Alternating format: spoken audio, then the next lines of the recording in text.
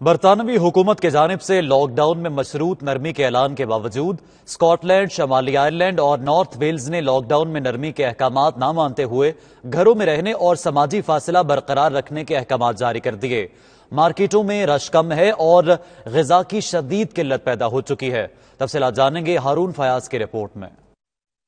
Wales میں corona virus سے اب تک 1154 افراد موت کی آغوش میں جا چکے ہیں، جبکہ اس موذی وائرس سے متاثر ہونے والوں کی مجموعی تعداد 11,000 سے بڑھ چکی ہے۔ پورے علاقے میں دکانیں بند، مارکیٹوں میں رش نہ ہونے کے برابر ہے، ساحل سمندر بھی سنسان ہے۔ برطانوی حکومت نے لاک ڈاؤن میں نرمی کا اعلان کیا، لیکن اسکاٹ لینڈ، شمالی آئرلینڈ اور ویلز میں بورس جانسن کے احکامات کو ماننے سے انکار کرتے ہوئے گھروں میں رہیں، محفوظ رہیں کا سلوگن جاری ہے۔ لوگ بھی گھروں میں رہنے کو ترجیح دے رہے ہیں۔ بڑی بڑی مارکیٹیں اور شاپنگ مالز بند ہیں۔ نارتھ ویلز کے ویئر ہاؤسز میں اشیاء خورنوش کے شیلفز خالی ہو چکے ہیں، جبکہ فوڈ کی سپلائی چین بھی ابھی تک بحال نہیں ہو سکی۔ سڑکیں سنسان اور پارکوں میں لوگ نہ ہونے کے برابر ہیں۔ حکام کا کہنا ہے کہ جب تک کورونا وائرس کے متاثرین کی تعداد کم نہیں ہوتی، لاک ڈاؤن میں نرمی نہیں کی جا سکتی۔ Haroon Fayyaz, 92 news, North Wales, برطانیہ۔